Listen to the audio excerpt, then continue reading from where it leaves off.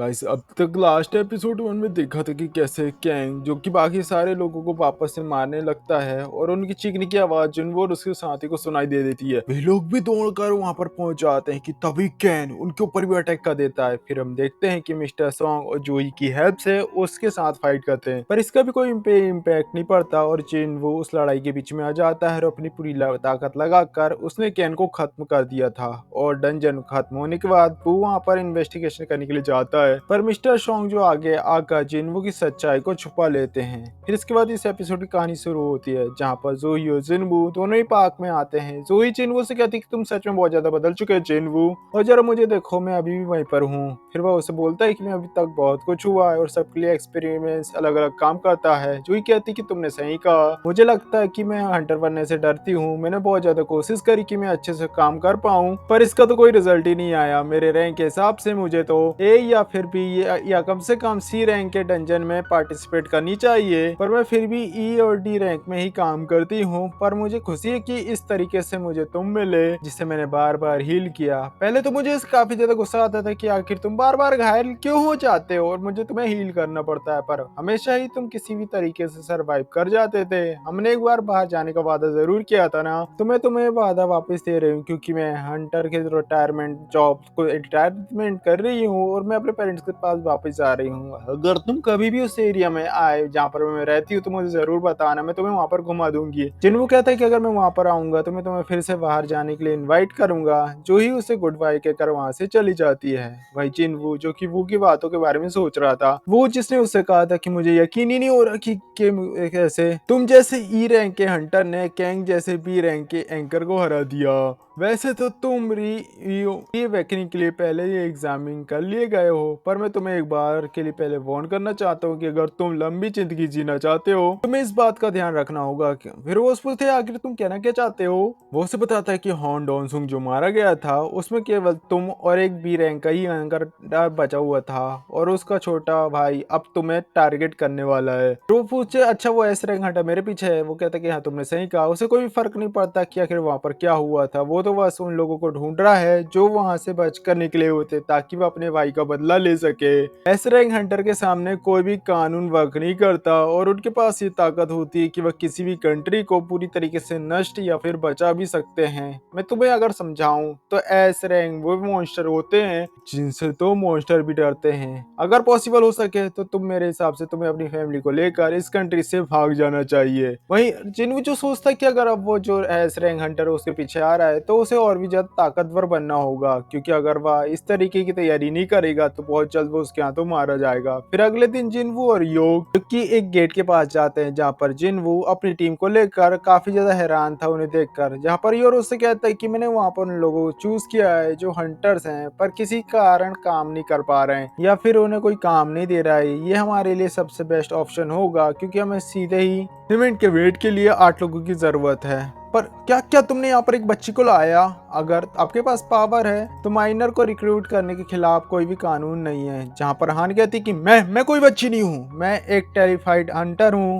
वो उसे कहता है कि पर तुम एक हाई स्कूल में पढ़ती हो, क्या तुम्हारे पास रेड क्रॉस जाने का कोई रेड पर जाने का एक्सपीरियंस है? तो यहाँ पर साफ मना करती है। जिन उसे कहते कि हाँ तुम ई रैंकर हो। फिर वो बोलता है इससे क्या फर्क पड़ता है? वो कहता है कि हाँ तुमने सही कहा क्योंकि तुम में से अब कोई भी अंतर नहीं जाएगा, मैं और सिर्फ योन ही अंदर जाएंगे, डंजन क्लियर करेंगे। तब उनमें से एक पर्सन कहता है क्या क्या सच में तुम दोनों अकेले ही जाकर इसे क्लियर कर लोगे? सिर्फ 12 रहने के लिए केवल हमें 3 मिलियन मिलेंगे। उससे कहता है कि हाँ तुम्हें हर गेट के लिए 3 मिलियन मिलेंगे, ये एक अच्छी डील होगी क्योंकि तुम्हें तो लड़ाई भी नहीं करनी पड़ेगी ना।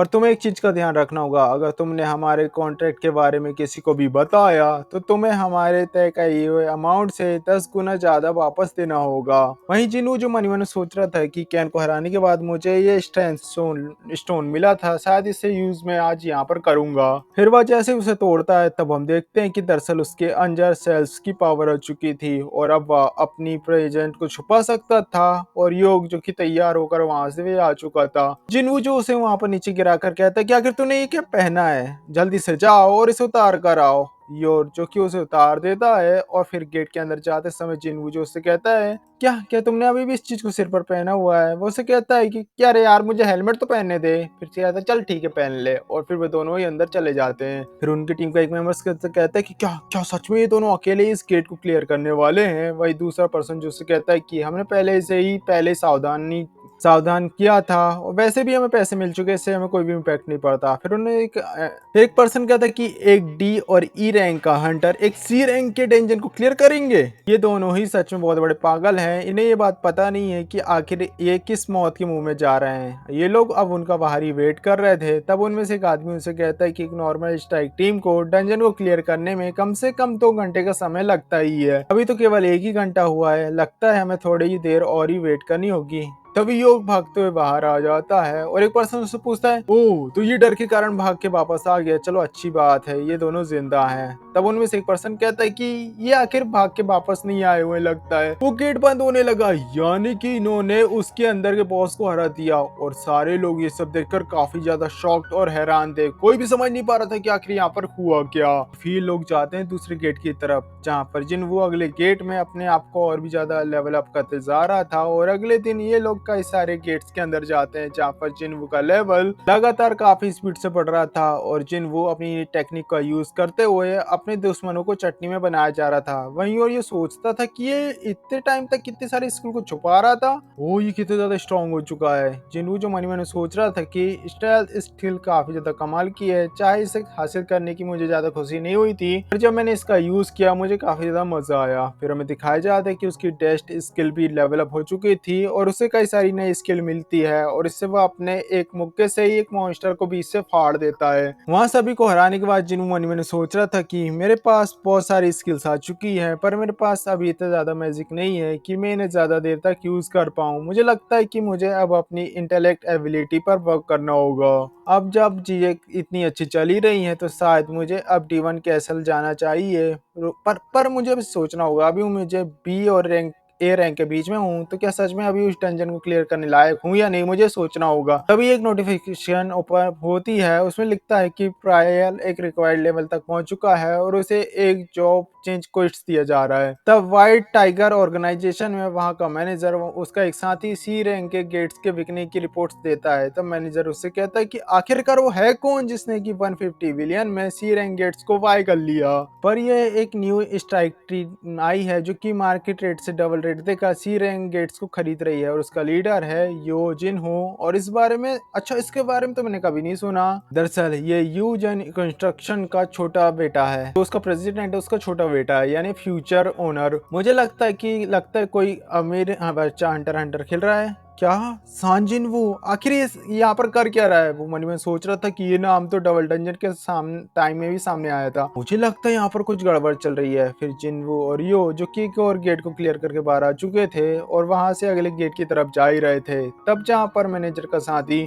अपने मैनेजर कहते हैं, अच्छा आपका कहने का मतलब ये है कि जिनवू का रीअवेकनिंग हुई है, पर आपको ऐसा क्यों लगता है? वो उसे कहता है कि पहली बात तो ये कि जिनवू 3 बार सबसे खतरनाक डंजन में फंस चुका है और हर टाइम वो बचकर बाहर आया। पहला डबल डंजन, दूसरा जहाँ पर डॉनसुंग की टीम गायब हो चुकी थी, और तीसरा किंग वाला डंजन जहाँ पर उसे मार दिया गया था। हर बार कई सारे लोग मारे गए, पर हर बार वह किसी भी तरीके से बचकर बाहर निकल गया। इसका मतलब यही है कि दरअसल उसकी रीअवेकनिंग हुई है। फिर वो उसे कहता है कि आखिर अगर हम लोग कहाँ जा रहे हैं? वो उसे कहता है कि क्या तुम समझ नहीं पाए, हम एक ताकतवर हंटर को अपने साथ लेने के लिए जा रहे हैं। और फिर वे लोग जिनवू के गेट तक पहुंच चुके थे। वह वहां पर देखकर हैरान हो जाते कि सारे लोग वहां पर आराम कर रहे हैं। हालांकि हान उसे देख लेती है और उनसे पूछती कि आप लोग आखिर आप लोगों को यहाँ पर आना नहीं चाहिए क्योंकि जगह खतरनाक है। पर एजी उसे कहता है कि प्लीज मुझे माफ कर देना, मैं तो यहाँ पर हंटर्स को देखकर थोड़ा एक्साइटेड हो चुका था, इसलिए मैं यहाँ पर आ चुका हूँ। तो ये तो गेट है ना, क्या यहाँ पर इसके इतने करीब रहना सही रहेगा? जहाँ पर हान उसे कहती कि मैं कोई बच्ची नहीं हूँ, मैं एक हंटर हूँ। उसे कहते क्या तुम स्ट्राइक टीम का हिस्सा? जहाँ पर हाँ में जवाब देती है। मैनेजर मैंने सोचा तो इसका मतलब ये कि जिनवू इन सभी लोगों को बाहर छोड़कर अकेला ही अंदर गया है। अगर मैं सही सोच रहा हूँ तो मुझे लगता है कि शायद इस बार मेरे हाथों में बहुत बड़ी चीज लगने वाली है। मैनेजर उसका साथी वहां से जा चुका था। वही हम देखते हैं जिनवू जो कि डंजन को क्लियर करके बाहर आ चुका था। जिनवू यून से कहता है कि कल का शेड्यूल आखिर है क्या? मुझे अभी-अभी याद आया कि दरअसल कल मुझे थोड़ा काम है। मुझे 1 दिन की छुट्टी की ज़रूरत है। वैसे तो मैंने कुछ गेट्स को रिज़र्व करे हुए हैं, क्या मैं उन्हें कैंसल कर दूँ? हम ऐसा नहीं कर सकते। जिन्हों से कहता है कि अगर ऐसा करने पर हमारे काफ़ी सारे पैसे वेस्ट हो जाएँगे। फिर वो उसका साथी कहता है कि मैंने 2 दिन के लिए होल्ड कर सकता हूँ। जिन्हों से ठीक है कहता है और फिर वो वहाँ से चला जाता है। वहीं हम देखते हैं मैनेजर को जो दूर से उनकी बातों को सुन ही रहा था। तभी यहाँ पर एस रैंकर चोई को एक सपना आता है जहाँ पर वह जिजू आइलैंड की आर्ट्स के बारे में सोचकर काफ़ी ज़्यादा डर चुका था। तभी वो एक फाइल उठाता है जहाँ पर दोबारा से जिन्वू आइलैंड पर अटैक करने के बारे में जो प्लान था वो लिखा हुआ था। वहीं शाम होने पर मैनेजर जिन्वू से मिलने के लिए जाता है। वो उसे अपने आप को इंट्रोड्यूस कराता है और कॉफी पीते समय मैनेजर उससे कहता है, मुझे तो इस बात का पूरी यकीन है कि आपने टाइगर ऑर्गेनाइजेशन के बारे में जरूर सुना होगा। वह इस कंट्री की सबसे बेस्ट ऑर्गेनाइजेशन है और हम लोग हमेशा ही न्यू टैलेंट्स को फाइंड करते हैं। अगर मैं डायरेक्ट लिखा हूँ तो मैं चाहता हूँ कि आप हमें ज्वाइन कर लें। उसके बदले में हम आपको यूजन कंस्ट्रक्शन से डबल पैसे देने के लिए तैयार हैं। अगर आपको कुछ और भी चाहिए तो हम आपको वो भी अवेलेबल करा देंगे। मनी मैंने सोच रहा था कि मैंने जो ऑफर इसे दिया है ना, ये तो उसे मना ही नहीं कर सकता, ये तो एक्सेप्ट कर ही लेगा। ये रैंक हंटर के लिए काफी ज्यादा है। वो उससे कहता है, क्या तुम मुझे ये बता सकते हो तुम्हारे हेडक्वार्टर क्या वैल्यू है? उसे पता कि शायद 50 बिलियन के आसपास।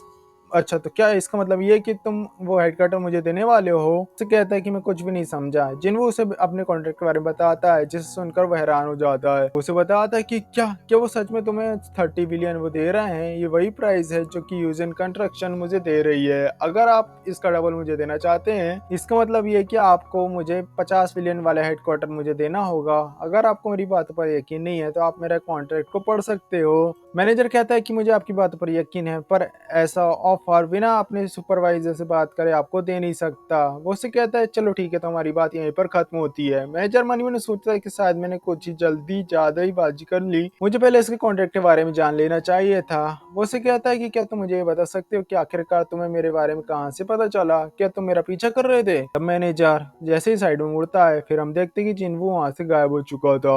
उसके चेहरे पे उसने एक कट का निशान लगा दिया था और मैनेजर ये सोच रहा था कि शायद इसे स्किल है और हो सकता है कि यूजिन कंस्ट्रक्शन इसलिए इतने ज्यादा पैसे दे रही है, काफी ज्यादा ताकतवर है। मैनेजर कहता है कि मुझे माफ कर देना, मैं आप पर नजर रख रहा था, पर मैं आपको कोई भी नुकसान नहीं पहुंचाना चाहता था। हमें न्यूली रिक्रूट हंटर्स को ट्रेनिंग के लिए डंजन में भेजना था और किसी ने पहले ही उन सारे गेट्स को खरीद लिया था। तब इस चीज की इन्वेस्टिगेशन करते समय मैंने आपका नाम वहां पर पढ़ लिया था और आखिरकार मेरे बारे में कौन कौन जानता है वो उसे पूछता है। उसे कहता है, सिर्फ मैं और मेरा साथी इस बारे में जानते हैं। मैं अभी सबके सामने नहीं आना चाहता और लोगों को मेरे बारे में पता चलेगा तो मेरा सबसे पहला शक आप दोनों पर ही जाएगा। उसे कहता है कि वैसे तो मुझे ऑर्गेनाइजेशन को रिपोर्ट देनी होती है, पर मैं उसके चक्कर में मैं अपनी जान को दाखिल में नहीं करना चाहता और मैं अपने साथी को भी इसके लिए वार्न कर दूंगा। फिर जिन्नू उसके सामने आ जाता है। वो उसे कहता है, अच्छा आपके मुताबिक गेट्स को खरीदने के कारण ये सारी प्रॉब्लम आई है ना? अब हमें इसकी जरूरत ज्यादा देर तक नहीं होगी। चलिए हम यहाँ पर एक डील करते हैं। मैं आपको अभी के अभी 3 सी रैंक गेट्स को बेच दूंगा।